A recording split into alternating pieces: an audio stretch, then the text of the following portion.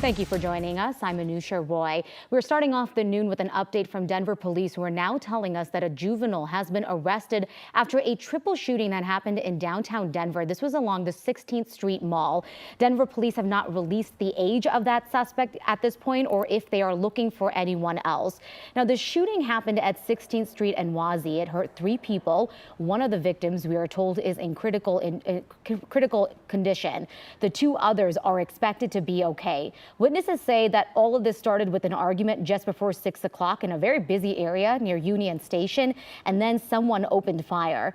Brian Parrish was a server at Thirsty Lion, says that he witnessed that entire fight, and then he and everyone else inside the restaurant quickly started to take cover because someone had pulled a gun out. He says no one in the restaurant was hurt, but that a bullet did shatter one of the windows.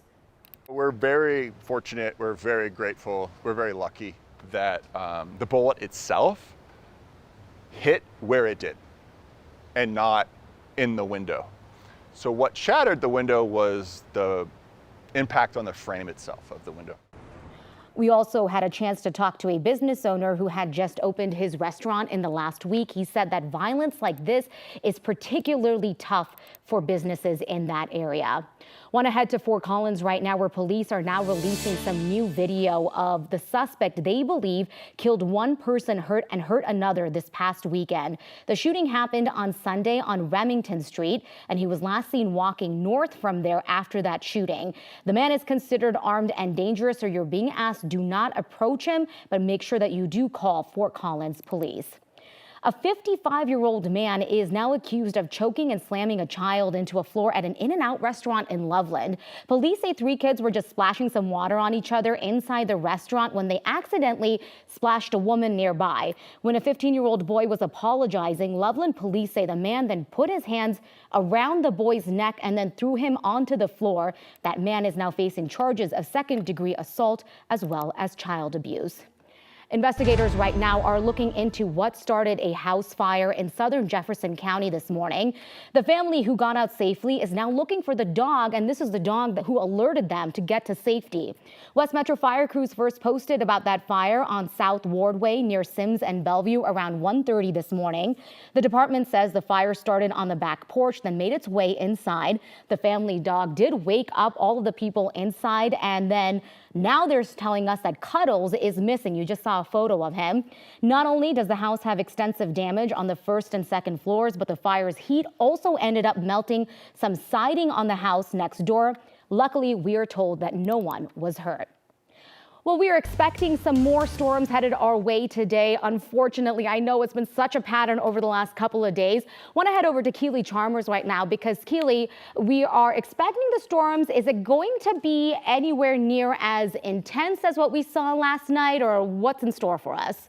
Yeah, we have another round of thunderstorms in the forecast for this afternoon. Isolated in nature, so not quite as strong as we saw yesterday, or not quite as widespread, certainly, as we saw yesterday afternoon. But here in the metro area, about a 40% chance we'll see some of that activity as we head into the afternoon. Gorgeous out there right now, mostly sunny skies. Temperatures quite pleasant. We are in the 80s across the plains for the most part. Lamar already up to about 90 degrees. We're looking at 70 in Kremling, 73 in Eagle, and Telluride checking in at 64 degrees up there in the higher elevation. So your forecast for today for the Denver metro area, we'll call it mostly sunny again. About a 40% chance we'll see an isolated shower or thunderstorm rumble through this afternoon. The window for that between about 3 and 8.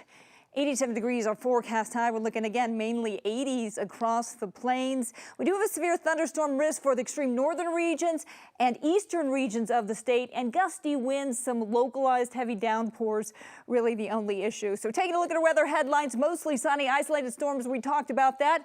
Also drier and warmer as we head into the week. We'll talk about just how warm it's going to get in your full forecast in just a bit. All right, thanks so much. We'll pay close attention to that. Democratic Minnesota Governor Tim Walz is now making solo campaign stops after Vice President Kamala Harris announced that he was her running mate. One of those stops going to be right here in Denver. Very few details have been released at this point. Our partners, though, at the Colorado Politics, learned that it is a closed-door event. Ticket prices starting at $1,000. Walz will not be in Colorado for very long. He has another campaign event in Boston tonight. Now, since the moment Walz joined the Kamala Harris ticket, he has been under fire for his military record. But as NBC's Chris Pallone reports, some are also taking note of some of the recent comments from Donald Trump. Speaking to cheering public service workers in California, wow. Minnesota Governor Tim Walz came out forcefully defending his 24-year tenure in the National Guard. I am damn proud of my service to this country. Republicans have accused Walz of retiring before his battalion deployed to Iraq and pounced on this 2018 clip when the then congressman said he carried weapons in war. We can make sure that those weapons of war that I carried in war is the only place where those weapons are at. The Republican candidate for vice president, a Marine veteran, called Walz's description scandalous behavior. I'm not criticizing Tim Walz's service. I'm criticizing the fact that he lied about his service for political gain. The Harris campaign said Walz misspoke. To anyone brave enough to put on that uniform for our great country, including my opponent, I just have a few simple words. Thank you for your service and sacrifice. Walz's speech to union public service workers came as both parties vie for union support, and a day after former President Trump said this to billionaire supporter Elon Musk on X. Well, you're the greatest cutter. I mean, I look at what you do. You walk in and you just say, you want to quit? They go on strike. I won't mention the name of the company, but they go on strike and you say, that's okay. Following those remarks, the United Auto Workers filed charges against Trump and Musk, accusing them of violating federal labor law by threatening to fire workers who go on strike. A Trump spokesman called the charges frivolous. Chris Pallone, NBC News, Washington. The Education Department wants the sweeping block of President Biden's student loan repayment plan lifted, so now it is asking the Supreme Court to get involved. This comes after a federal appeals court stopped the SAVE plan from moving forward. The plan is calling to slash monthly payments and also speed up a path to loan forgiveness. So far, there has not been a response from the Supreme Court.